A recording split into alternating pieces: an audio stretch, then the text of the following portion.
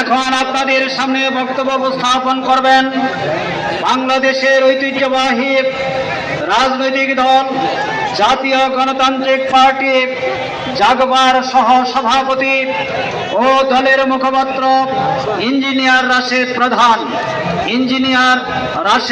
প্রধান। বিসমিল্লাহির রহমানির রহিম।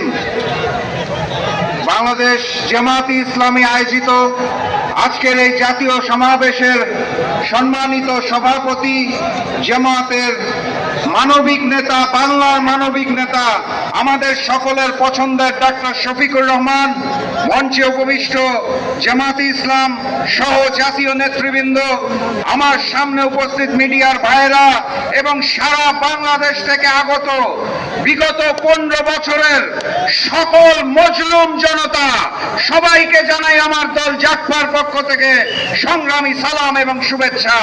আসসালামু আলাইকুম। সংগ্রামী সাথী এবং বন্ধুগণ, গত বছর ফ্যাসিস্ট শেখ হাসিনা একটা সুর তুলেছিলেন, তিনি বলেছিলেন রাজাকার। সেই এক আন্দোলনে দিল্লির তিলকমালী মুখ্যমন্ত্রী ফ্যাসিস্ট শেখ হাসিনাকে বাংলা ছেড়ে দিল্লি পালিয়ে যেতে হয়েছে। নতুন করে আবার রাজাকার শব্দটা উত্থাপন করা হচ্ছে। ইতিহাস থেকে শিক্ষা নিন, ভুল করবেন না। আল্লাহ ছাড় দেয়, আল্লাহ ছেড়ে দেয় না। স্লোগান তুলে ধরবেন না, আপনাদের জনতা বাংলাদেশ থেকে বিতাড়িত করে দেবে। আগামীর বাংলাদেশে আমরা বৈষম্য দেখতে চাই না। আগামীর বাংলাদেশে আমরা ভারতীয় আধিপত্যবাদ দেখতে চাই না। আগামীর বাংলাদেশে আমরা চাঁদাবাজি এবং পাথর দিয়ে হত্যা দেখতে চাই না।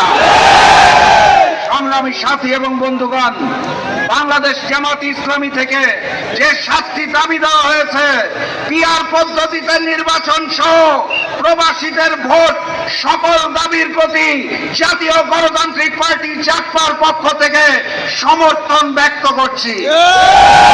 সাথে সাথে নতুন 2টা দাবি উত্থাপন করছি। সাথে সাথে বাংলার মাটিতে গণহত্যাকারী আওয়ামী লীগের রাজনীতি চলবে না, চলতে দেওয়া হবে, তাকে নিষিদ্ধ করতে হবে। সর্বশেষ দাবি, ওই যে ভারত থেকে পুশিন হচ্ছে, সীমান্তে হত্যা হচ্ছে, আমার দেশের ভোটের ফলাফল অতীতে ওখান থেকে নির্ধারণ হতো। একত্রিত হতে হবে, সকল মজলুম এক হবে। বাংলার মাটিতে ভারতীয় আধিপত্যবাদ এবং আগ্রাসনকে আমরা আর মেনে নেব না ইনশাআল্লাহ।